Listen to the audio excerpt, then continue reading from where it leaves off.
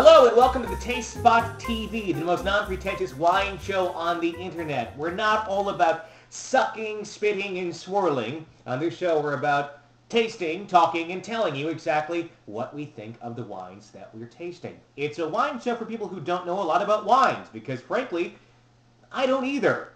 If something tastes like earthworm, I'm going to say that, or Pez. We're going to use those words to describe the wines that we're tasting and hopefully find some good bottles along the way. Today's show is all about ports, all right? We're reviewing this port. It's specifically from Stone's Throw Winery in Door County, Wisconsin.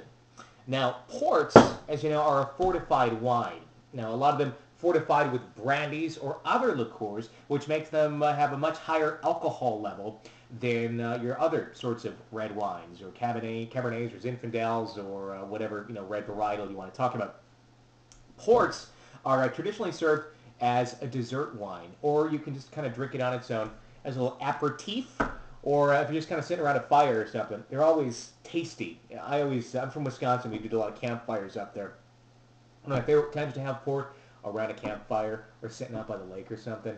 Absolutely delicious. So today, Stone's Throw Port from my homeland, Wisconsin. Now, Door County has a lot of really good wineries there. Stone's Throw is personally one of my favorite to visit because it's just a really nice atmosphere. When you're tasting, you're in a nice little wine room that's in the bottom of the winery. You got barrels everywhere. It's just a really cool atmosphere, and usually some really good wines. Of course, they have some wines I'm not a huge fan of, but a lot of them are pretty good. Their port, that's what we're going to talk about today. So, when you serve port, if you've never done this before, you're serving it in a port glass. You're not getting out the big, giant behemoth that we use on other shows where we're tasting, Zins or Cabernets or something. Port glasses, you're going to be serving, probably about a 2 to 3 ounce pour on port. So, probably about this much. I'll show you. That's really about it. Little goes a long way on port wine because you really sip this in small amounts because it is such a heavy wine. It's almost syrupy. It's like a touch below drinking some sort of a syrup. Of course, you can swirl port. That's fine. You can kind of get some of the air into it to let it breathe a little bit. But port's one of those wines that you don't really decant or anything like that. It's one of those you pour from a bottle. It lasts for practically ever. I mean, you can buy ports that are you can buy any wine that's really old, but you can buy a lot of ports economically that are 20, 30 years old, for 40, 50 bucks. This wine, this is 2005 is our age level on it, and I think it goes for, last time I was in a store in Wisconsin, around 35 to 40 bucks. If you're shipping it in, I believe it's around 40 to 45 to 50. Depending on the state you're in, depending on the taxes, it all kind of plays into the price. So let's go to the important part and actually taste our Stone's Throw port. Ports have a really nice nose in general, if it's a good one. You're just getting so many smells. You're getting so many just essences. I'm getting a lot of berries out of this. And almost like some caramel flavors too. And that's because you get when you fortify it with brandy or whatever liqueur you're using, those flavors are going in with the grapes and it's all kind of meshing together. It's like when you're cooking something on the stove, you get like garlic and onion and you're sauteing that stuff together. You're getting a flavor that's not just garlic or just onion. You're getting this new flavor that melts together. Same when you're doing port and you got those grapes. You're doing your grapes from the wine and then your liqueur that's also fortifying it. So let's taste.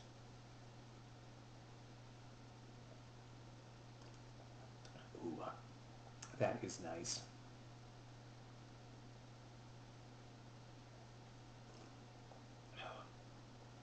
If you like chocolate-covered cherries, I'm not talking the ones that you buy for like $1 at Christmas time. I'm talking like the real, the cordial ones you buy at like the nice candy store where they have like the candy coating on the outside and then the chocolate's really just rich and dark and the cherries just kind of lush on the inside. That is that in a glass. You're getting essences of cherries just all over this wine. I'm also getting like some raspberry hints in there too, but cherry is really the dominant flavor I'm getting out of this, and chocolate. It's like it all kind of explodes in your mouth. I mean, that's such a almost raunchy analogy there, but it almost does. I mean, if you've not had a good port wine before, you don't know what you're missing. I talked to a lot of folks. In fact, just a couple weeks ago, at a party, And down at the bar in the house, I asked a woman, I'm like, do you like port? She's like, no, I've never really liked port. I'm like, I'm just going to pour you a little bit of this. And just, I want you to try it because they're not all made the same. Tried it, absolutely loved it, and it was this bottle right here.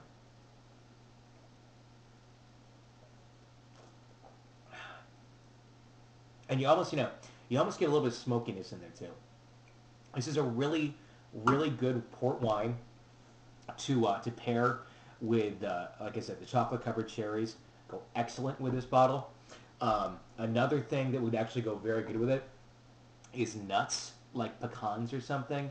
There's a dessert that I make up. What I do is I take pecans and I take dried cherries, which actually, this region of Wisconsin in Door County, known for their cherries. Same from across the bay over there too in the Traverse City area, big on cherries.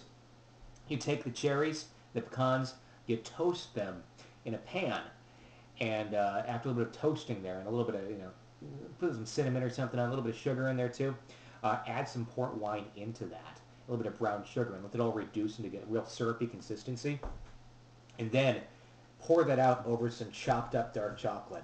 And that is an awesome, awesome dessert. It's so rich and decadent, but this wine would go absolutely awesome with it. Guys, if you're watching this and you need the awesome dessert for a date, oh, that is the awesome dessert for a date. I had a friend call me a couple weeks ago, and what is that dessert you were telling me about that is just like something on a plate? And yeah, I'm like, that's it. And I gave him the recipe. Now I just gave you the recipe. So what else do we get out of this?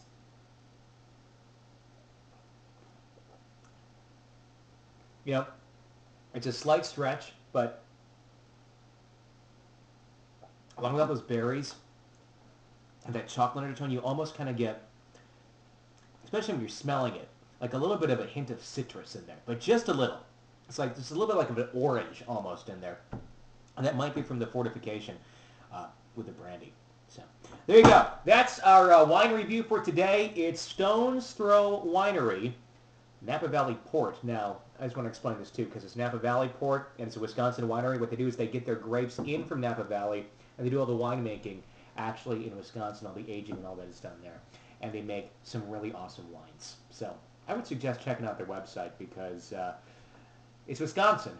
You don't really think you're getting good wine there, but this one, highly, highly recommended. This fares up there with any of your Wars or Optima ports. Another one of my favorites is Six Grapes. This beats Six Grapes in my opinion. So, cheers to port on the Taste Spot TV's Wine Review number 2.